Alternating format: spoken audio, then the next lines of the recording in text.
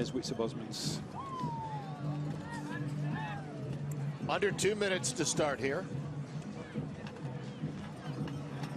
U23 category, if you've just joined us.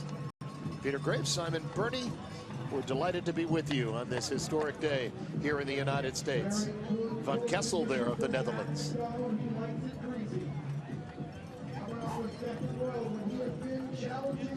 Mike Neeson, the European champion from Ipswich, Great Britain, in November, where Helen Meiman won the women's race.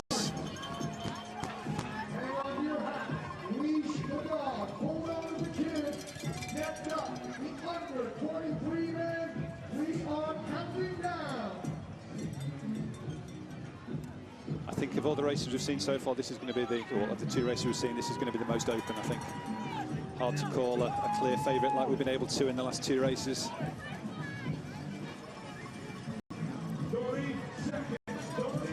Bosman's there, probably going into this race as the favourite.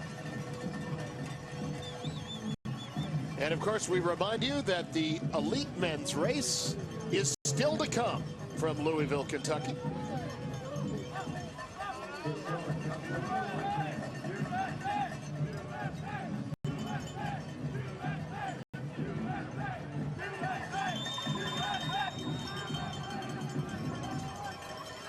And here we go, we're underway. U23 men World Championship event. From a town that loves its sports of all kinds, Louisville, Kentucky.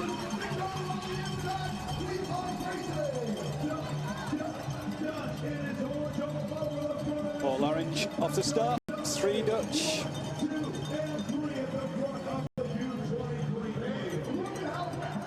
We can see the water splashing up now. That's definitely thawed past the top crust.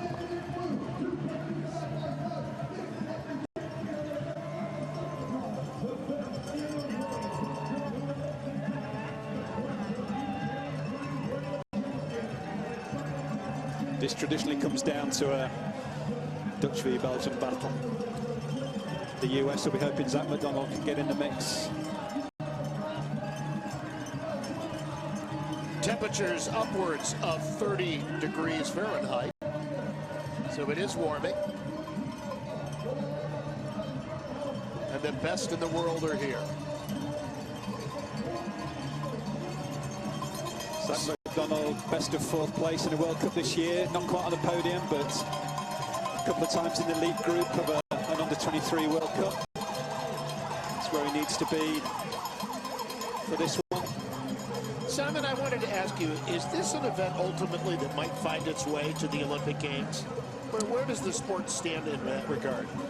It's an interesting one. I think cyclocross, everybody involved in cyclocross would dearly love it to be part of it. It's as I understand it, the IOC class of sport in the Winter Olympics has to be a snow sport where it can only actually take place on, it needs snow and ice for it to take place.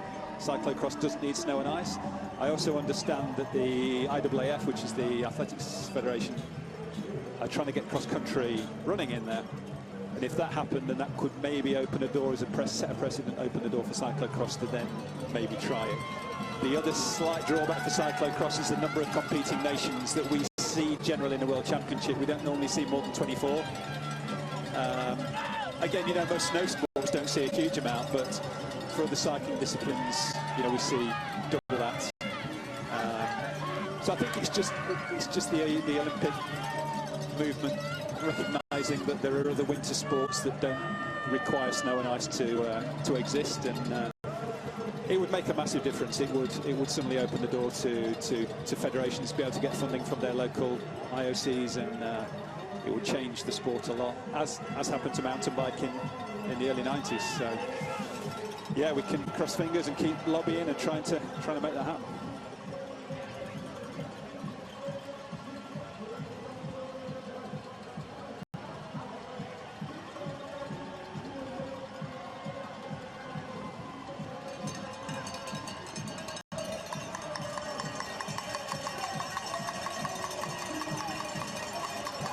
That was an area we had some pile-up earlier today.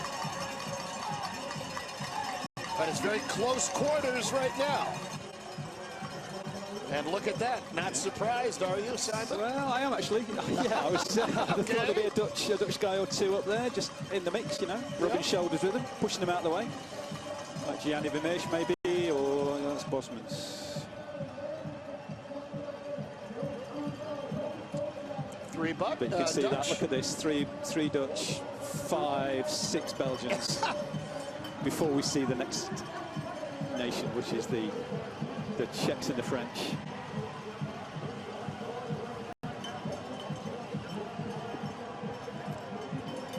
I'm sure they'll all be drinking bourbon together later this evening, but actually they won't, because it's under 25, aren't they, for America? What's the drinking rules? 21. 21? Yeah, oh, okay. Oh. I think in most of the country. Okay, right. I was reading a recipe for the perfect mint julep last night, which, of course, is the famed drink of the Kentucky Derby. But I can assure you we're having nothing but water here. And that's the truth. Always interested to know if whether the Dutch and the Belgians actually go socialise after races together, because during the race, once the traffic lights change, there's no love lost at all between these two nations. Yeah. Massive rivalry over the years. The Dutch, managed by Johan Lammerts, former Tour of Flanders winner. We remember him from mountain bike days too. We do, yeah. This race will take a lap or two to settle down. As we can see now, it's just a big long line of, at the moment, Dutch and Belgians.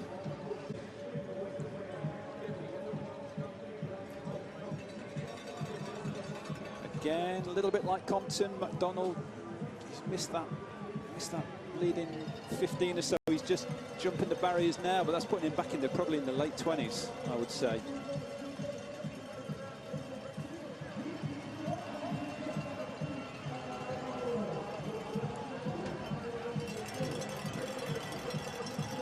McDonald 15th overall in the World Cup, got that last place on the second row call-up that he wanted so badly to be in contention here.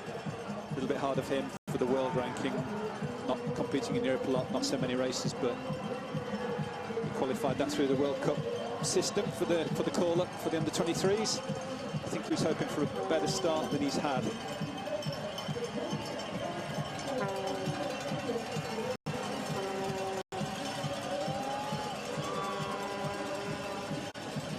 Tunisian European champion there, Wietse Bosmans in second. Those are the two names that we would expect the cream to rise to the top from this group.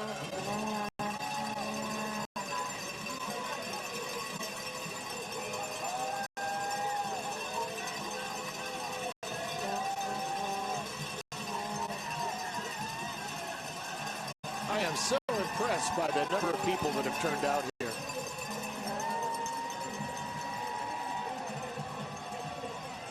It's a big crowd that can make some noise as well. Yeah, definitely louder than Europe. So, end of lap 1. What are we looking at time-wise?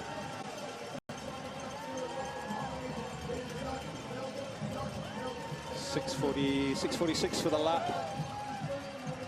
Maybe 15 or 17 seconds faster than Marianne Vos was going mid-race.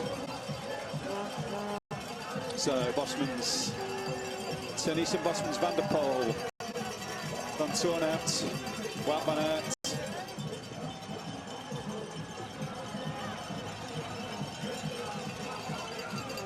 Swiss guy with a chain off there.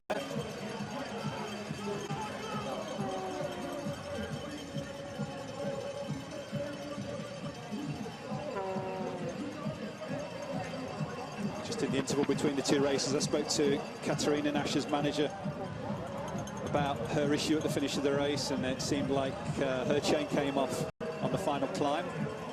She stopped to put it on, and Lucie Chanel-Lefebvre got a gap, and then Lefebvre crashed. And Nash saw a crash, ran past her, still trying to put the chain on the bike. Got onto the road with a small lead, but the chain still wasn't on the bike and able to ride it. So it was tough. She had that right in her grasp. Big drama there for the last 250 metres of the race for them. But, yeah, so far this seems a bit grippier now. We haven't seen the little slide outs that we saw the first two races. Having said that, watch somebody fall on their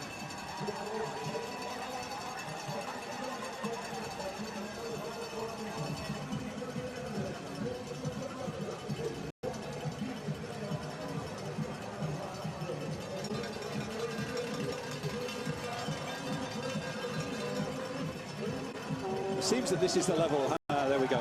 It's still slippery. Hard to tell by looking at it, but we only need that to confirm that it's still. Got to be really on top of your game too. It's Marcel Meissen, number 19 of Germany. Yeah.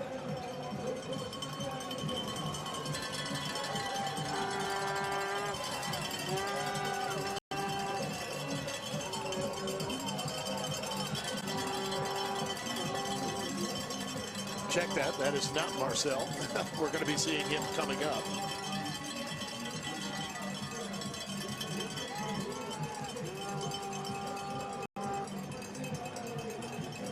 It's this under-23 category where the Dutch and the Belgians just start to dominate, start to pull away. Then once they move into elite, then that's when it becomes the day job.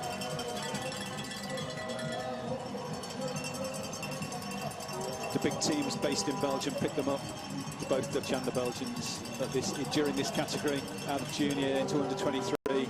They all have little feeder teams where they start to work with people like the Mario de Klerks and the Jan Verstraetens that used to be good riders themselves that are now managing the big teams. 5 or 6 big teams just dominate the sport in Belgium.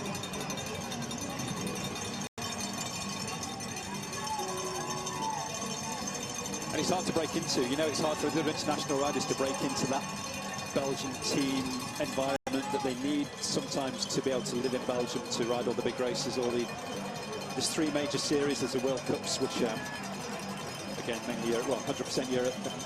In Belgium only, there's a B-Bank series. There's a Super Prestige series.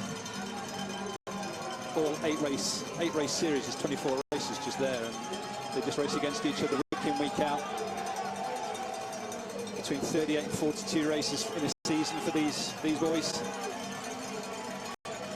Simon, how much has the racing changed or gone on since the days you were racing? What do you see now that are, I mean, there are many fundamental differences. Yeah.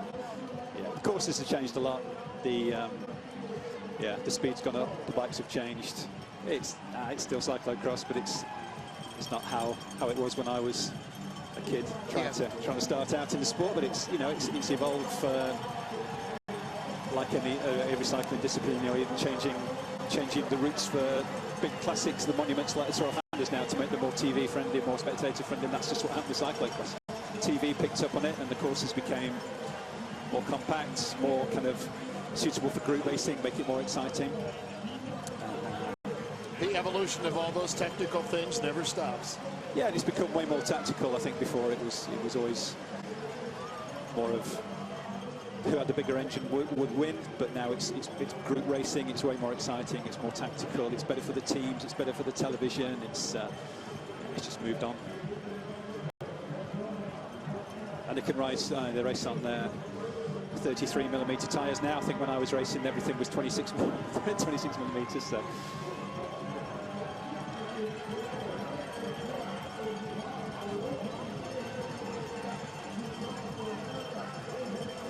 But the big nations, you know, when I was early 80s, when I was starting out in racing, it was the Swiss were the powerhouse, and then the Belgians were always trying to get a look in with the Swiss, and the Czechs were really good. And then in the 90s, the Swiss faded away, and the Belgians took over. And for 15 years now, the Belgians have been a dominant force, and the Dutch and the occasional Czech just get a medal here and there, but it's the scraps that are left by the Belgians, and it's become such a huge part of Belgian culture.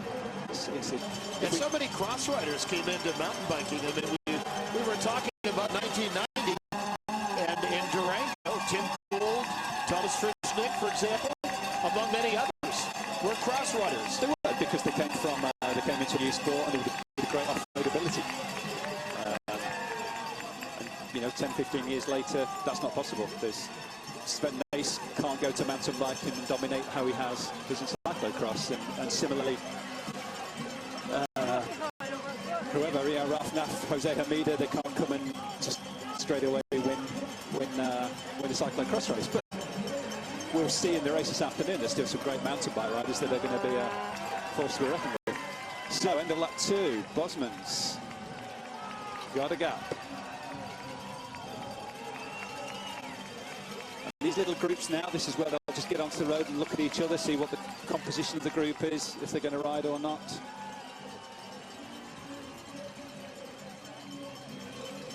Van der Poel in 7th, 16 seconds back.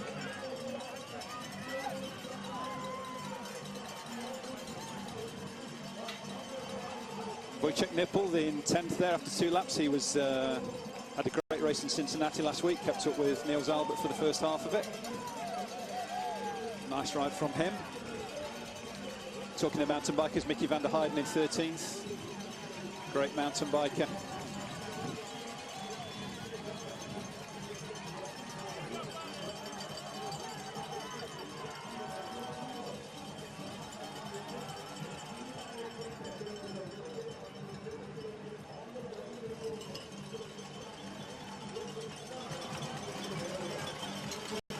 Looking down the list to see Zach McDonald 16th. He's at 35 seconds back, so he's not a million miles away.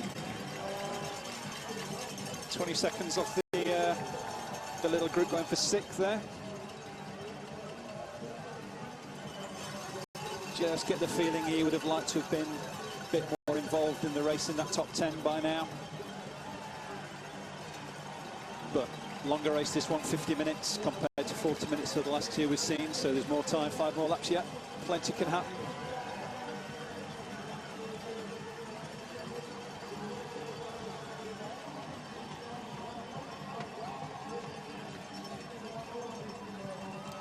Andrew Dillman in 20th, a local boy from Louisville, right for the US team.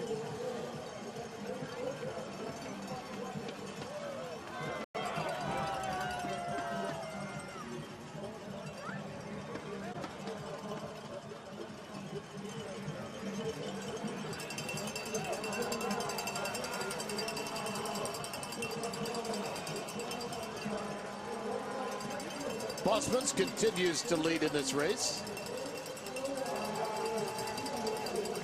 but the chasers are ever lurking.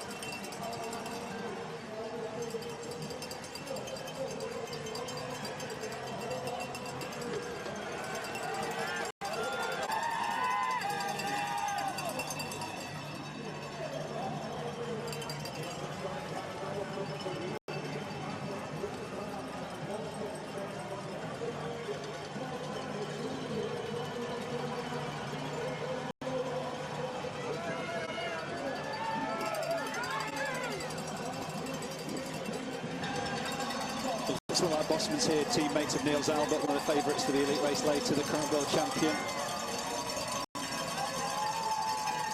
Been chased by Turneyson, but Bosmans has had a standout season this year. He's winning the World Cups, winning the World Cup overall.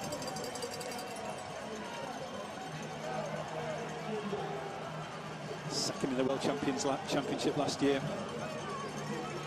Behind Lars van der Haar, Dutch youngster who we're going to see in the elite race this afternoon, still actually under 23, but chosen to raid the elite race.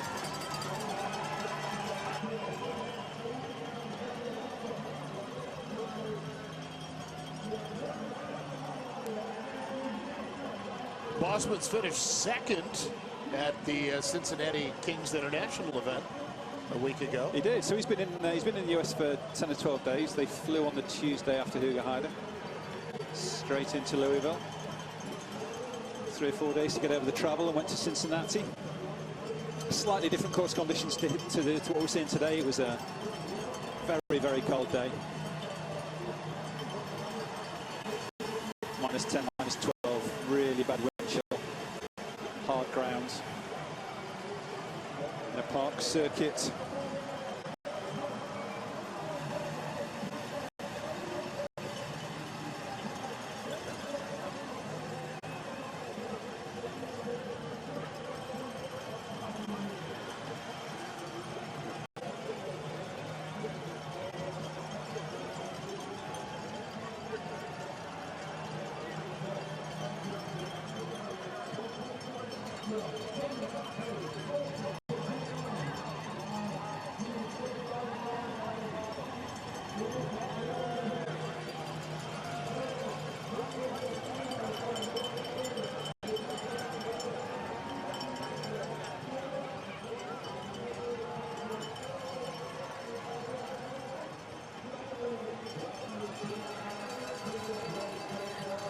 again, you're looking at Bosman's leading the race now. U23, if you've just joined us. Interestingly, Bosman's opted to race elite national championships, not under 23, the Belgian title race earlier in January. Finished 9th. Just a minute 20 odd seconds behind Klaas van Tornau. I think he's going to have an easy transition into elite ranks. This guy, he's already shown himself to be quite capable of making the next step up. Along here, very off camber.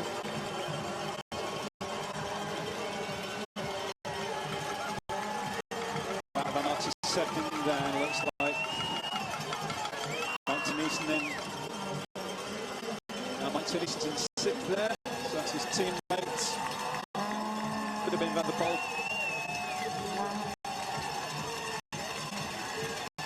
And those pictures alone tell a graphic story of the dominance of the Netherlands and Belgium in the sport. Absolutely. We're at 4 laps to go, live with you from Louisville, Kentucky. 20:35 elapsed thus far in this competition.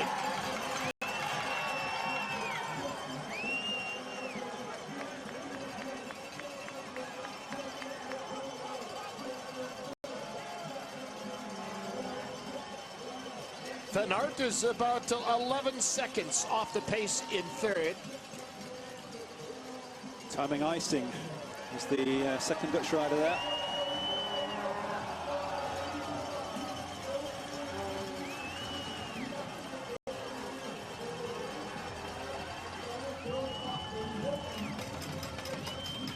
Zach McDonald up to 10th, 36 seconds down. The American-German. Actually, the under-23 national champion of the USA, but representing Germany here. He's in the midst of a nationality change.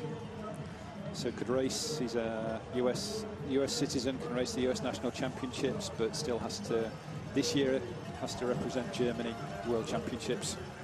Also checking in on the North Americans right now, Josh Johnson sitting in a 29th position. Evan McNeely of Canada is in 30th at the moment. Michael Vandenham of Canada is running in 34th place.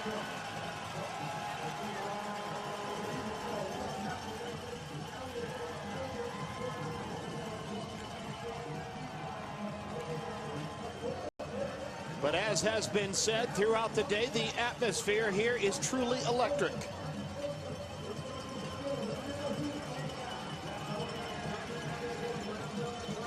Scrolling down the timing sheet after that lap just to see if there's any of the Brits making their presence felt. Looks like we've got Hugo Robinson in 32nd. A couple of minutes down. He's in good company with Miki Masahakai from Japan. Michael Vandenham from Canada.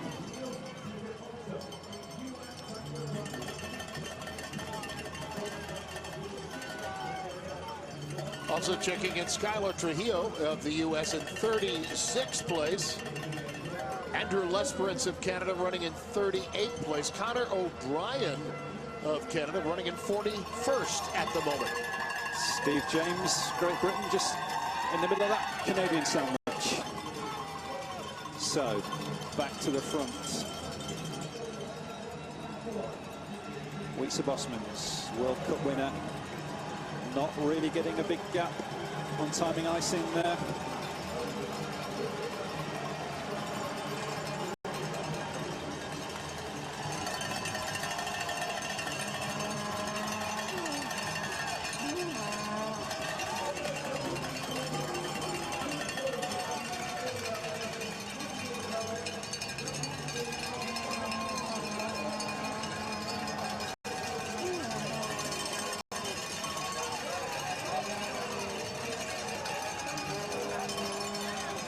Incidentally, right now and unofficially, it looks like Zach McDonald of the United States running in 10th place. out of Bainbridge, Washington. Lone automatic qualifier for the men's U23 race. At a fourth place finish in the opening round of the World Cup in Tabor. Looks like about 10-second lead there for Bosmans over Wout van Aert. Timing icing.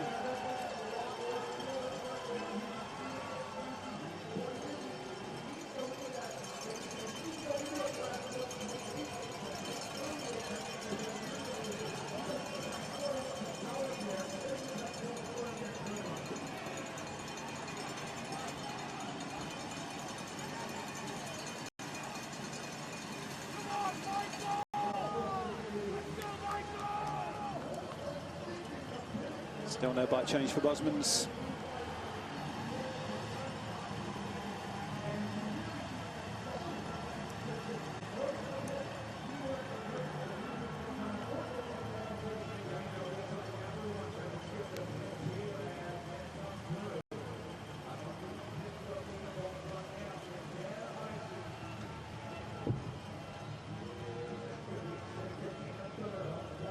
And that snow we had overnight is certainly beginning to really dissipate now.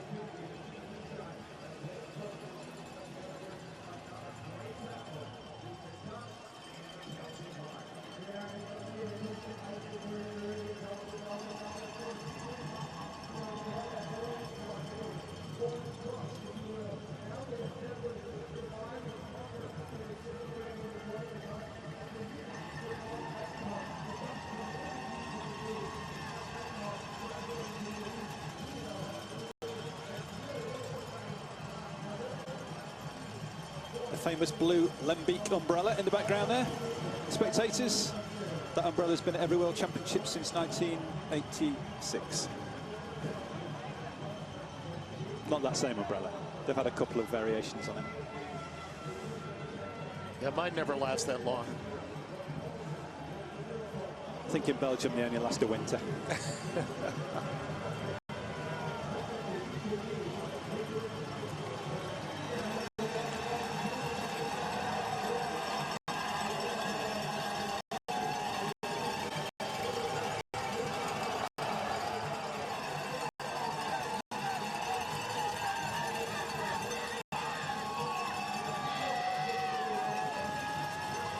The cowbells ringing in the ears of these U23 riders.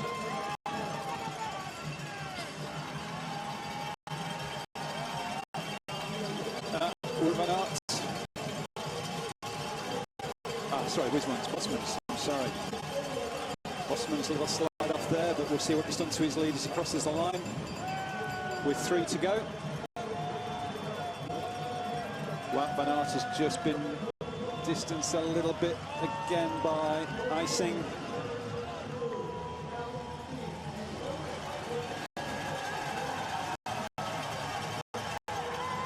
Six is back. Mike Ternisen, so my apologies. Icing switched places with Ternisen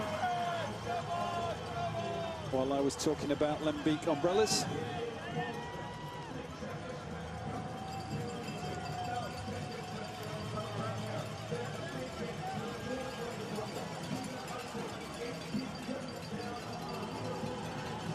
And again, the race gets a little bit closer now.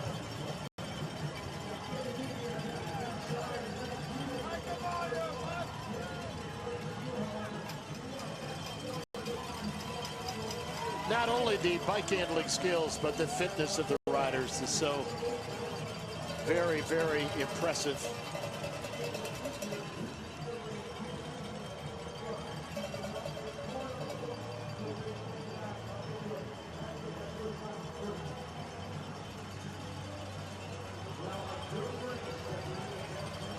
It is, Peter. It's a different kind of fitness to other cycling disciplines. It's very punchy. It's very short, very high power efforts, and it's the requirement is to do those as smoothly as possible, because the surfaces you're on, you can't sometimes get out of the saddle or throw the right bike around like you might would on the road. and it's a lot more out of the saddle efforts than you see the mountain bikers make. They're way more seated, longer threshold climbs and efforts. This is very punchy. Criterium race durations, 50 minutes to an hour. But then they still need to be quick on their feet. Some of the races over Christmas time in the really wet winter in Belgium was so muddy. There was 300-400 meter sections of just deep mud that wasn't rideable, that was running. So still need to be able to run and able to handle whatever the weather throws at you. Really, the mud has not been that bad today. It's been good. So far, so good. So Bosmans and Turney are in for bikes. Van Aert stays on the same Ridley there.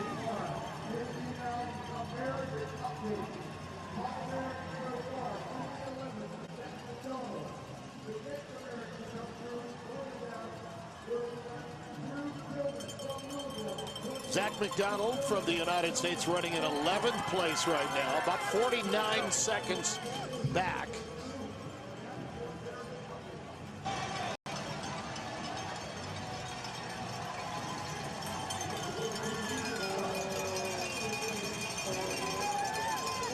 Evan McNeely is in 26, 2:09 back for the Canadian rider. Three-time Canadian under-23 champion from Ottawa. First big international events for him, really.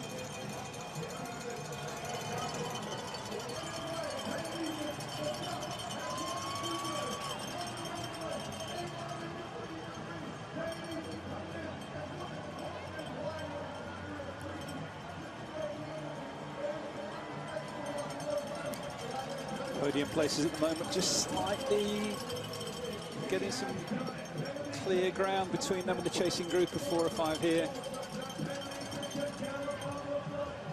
Tennyson just almost on the wheel of Bosman's there. Van Aert just a few seconds further back, not looking like he's closing that gap. Able to close that gap right now. It's just these small gaps that are just caused by one slip, 1 foot down. Bosmans, Tennyson, running 1 and 2. Van Aert in 3rd, 8 seconds back.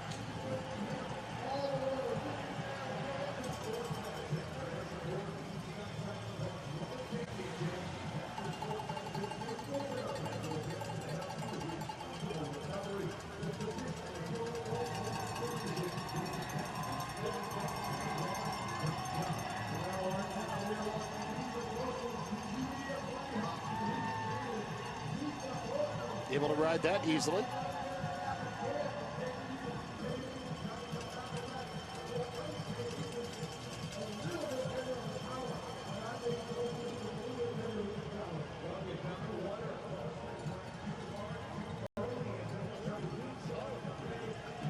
Back onto the pavement here.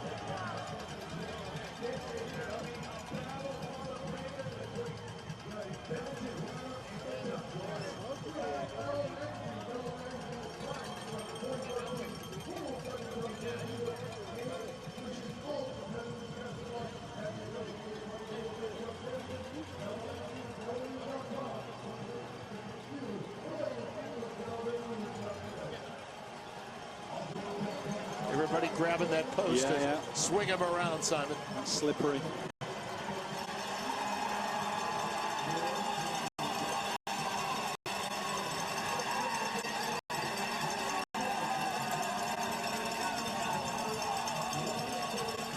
And out there just trying to get onto the wheel of Mike Tennyson. Second in the World Cup overall, Van Aert. Had a second place in Tabor, round 2. Podium in 3rd place in Koksijde and Zolder. So Bosmans.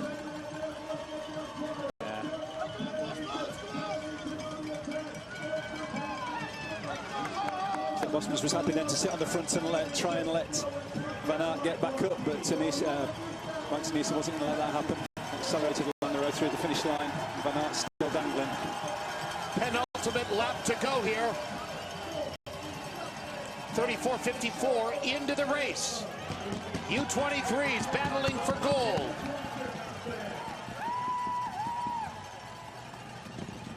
But those three look like they've got the podium. 23 seconds, 24 seconds, 2 laps to go. You're going to have to start coming from behind that chase group to make an impact on Van Aert. It's just whether Van Aert can keep these two in sight for a little bit longer to draw him away from the chasers, keep him on that podium. I think we're going to see a last lap and a half battle between Bosmans and Tennyson for the rainbow jersey.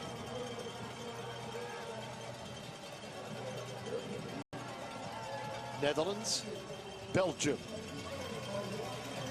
1 and 2.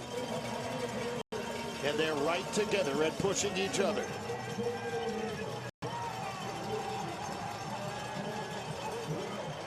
They've traveled on a long journey to get here.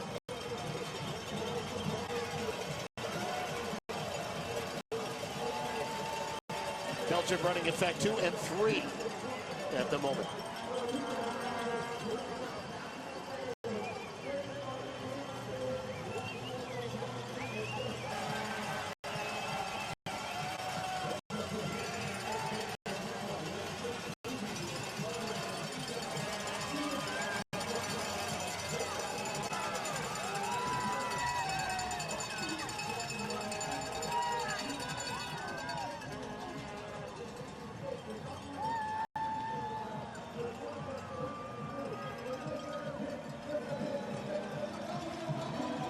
Tennyson in for a bite. Bosman stays on his original. So, how are they going to come out of this?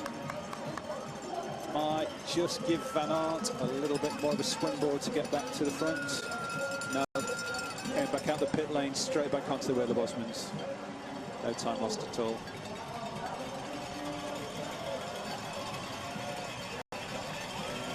Hundreds upon hundreds of volunteers here too that have done a marvelous job and have been enormously welcoming. Our thanks go out to you.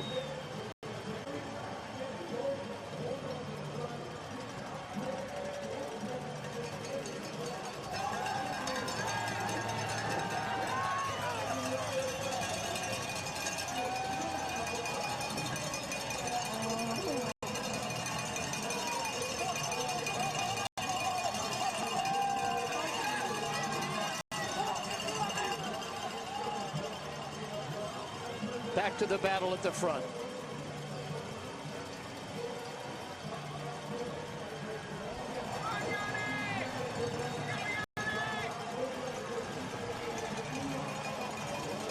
The leaders.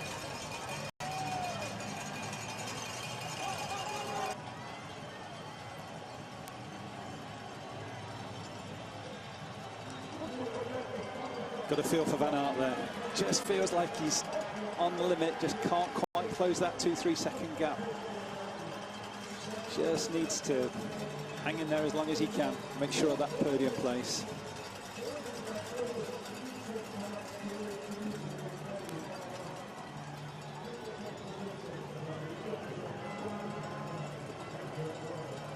And the chasers.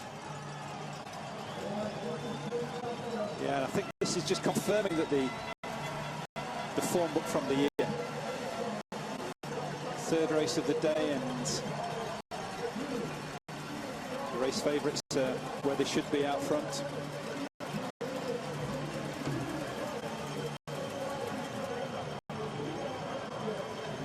It's like Van Aert was kicking his pedal there, trying to get his shoe back in.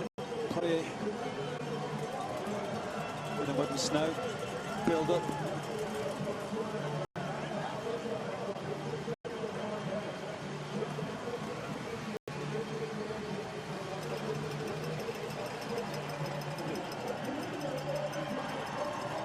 Two places that Bosmans can ride where Tennyson can't. That's the hurdles and the the steep camber, the climb to the camber before the section of pavement. And a real surge there, a little bit of change of tempo. Yeah, just needs to make the most of one of those advantages that he's got. He can just take a couple of seconds out of Turnison and can suddenly grow, but Turnison's back with him now. This race today in the rainbow jersey.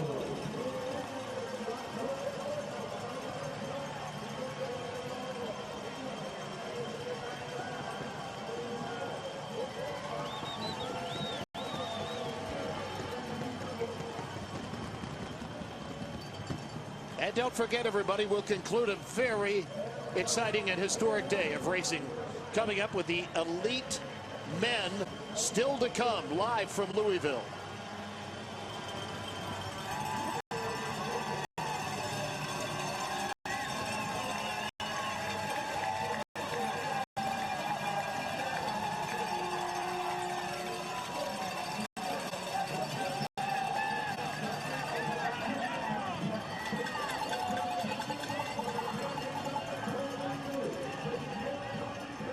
Gap to third's growing slightly. I think his challenge for the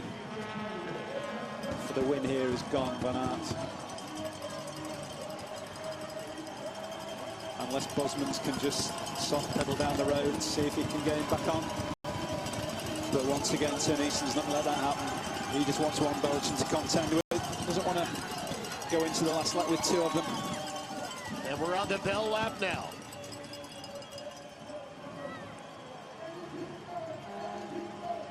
When last we checked, Zach McDonald of the United States running in 9th place.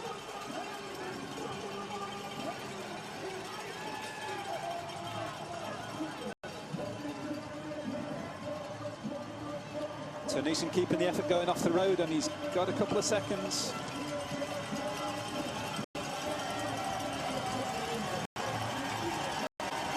The area rider, Andrew Dillman, running at 25th place.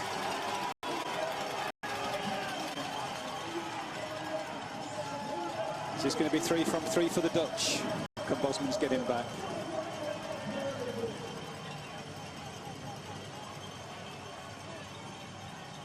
Bosman second last year. Doesn't want that second step again, I'm sure.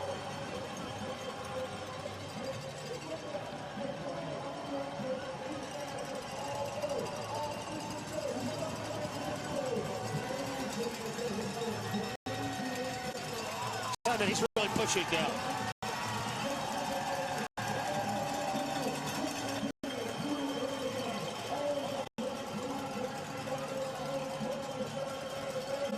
Yeah, he's got to commit now to that last lap of World Championships. It's no time to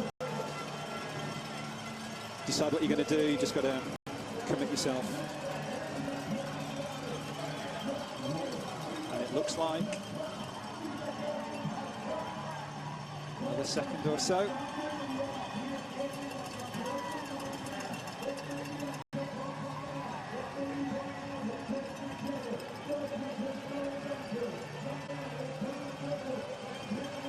Up and over the bridge.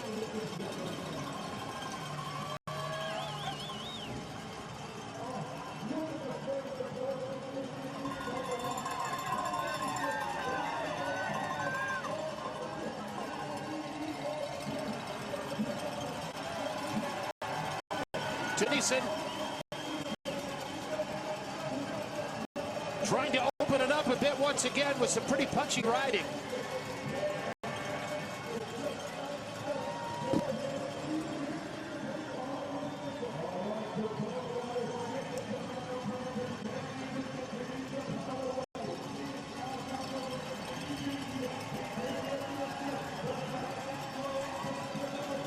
Only won one World Cup, Turnison. Won the opening rounds in Pilsen. A great city. Second behind Alaphilippe, the Frenchman, in Rome. This was the climb that Bosmans rode last lap. He's not going to ride it this time, so there's no difference between them there. Time is is of the essence now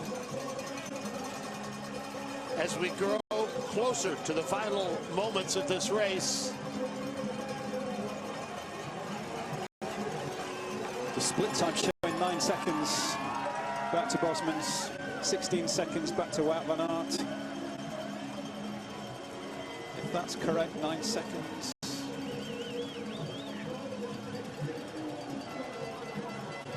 That should be enough.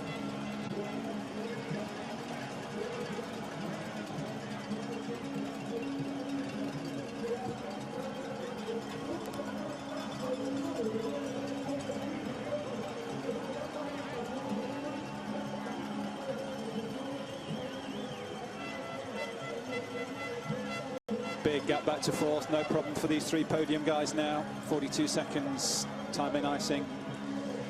He's with Jens Adams from Belgium and Laurens Sweeck from Belgium, just another 5 or 6 seconds back.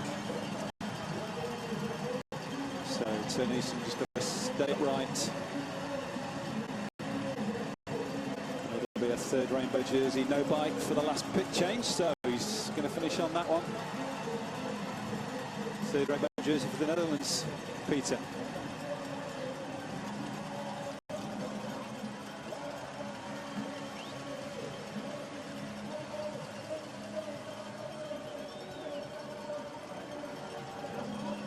And it's so great that the spectators can run from one section of the course to another. They're all very close together, as you can tell.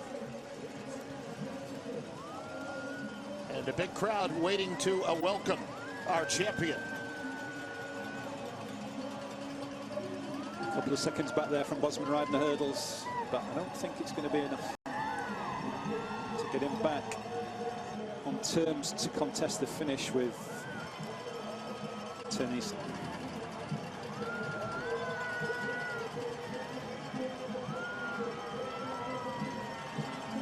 That section through the sand now, it's like a little motorway. There's no problem at all. It's so different from a couple of days ago. Having said that, sand for a Dutchman is no obstacle at all. Those week in, week out, they're racing the sand.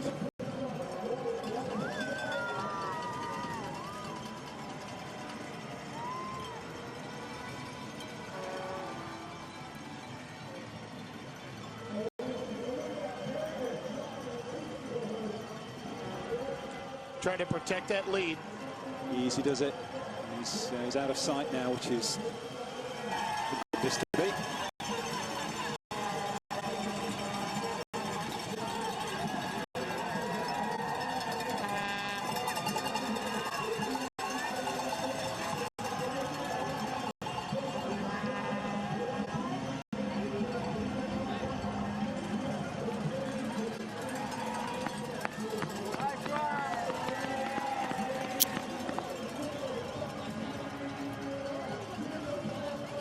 Back onto the road. And arriving into the stadium area now. And it's another rainbow jersey for the Netherlands. Fantastic job, and he's happy. Great job by Terneuzen. Really, really solid ride.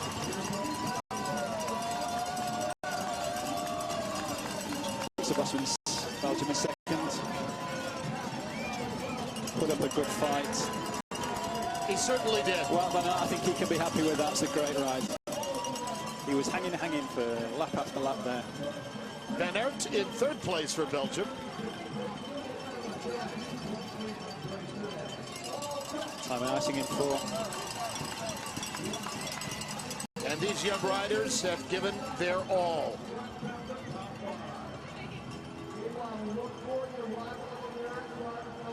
They finish with nothing left. Probably going to go down to Zach McDonald in 11th, maybe before we see the first non-Belgian, non-Dutch. Yeah, I hope we see him here. It's been a very solid ride for him today. He should be happy. Across the the split time in 11th. 7th place across. At 105 back.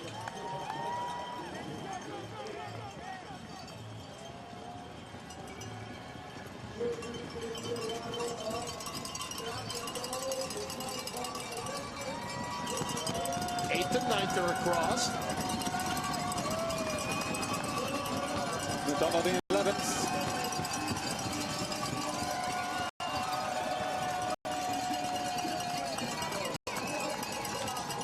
Zach McDonald, confirmation of 11th place, 142 back. Good by Rye, good ride by Hansen, the Dane there in 12th. Now we start seeing some different nations. Spaniard in 15th, German in 16th.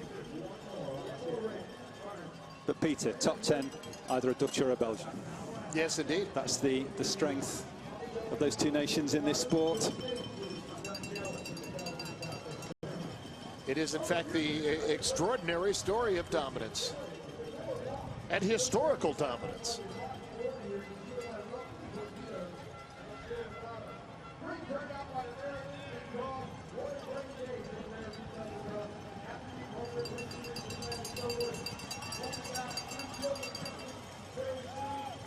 And again, cycling friends, we remind you that we will continue on with the final event of the day. Elite men.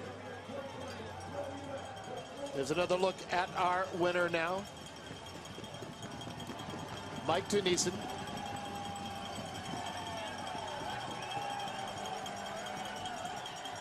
And etched on a face covered with mud. Bosmans of Belgium has given a noble effort today.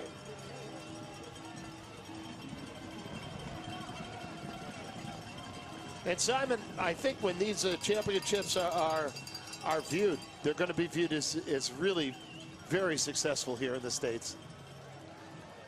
Yeah, I hope so. I hope the European press aren't too distracted by the change of schedules that had to happen because of the flood risk. It's a big change for the Belgians that couldn't make the trip over. You know, they always organise parties in the supporters club bars and cafes and get big screens and watch the live feed from Sporza. And for them to change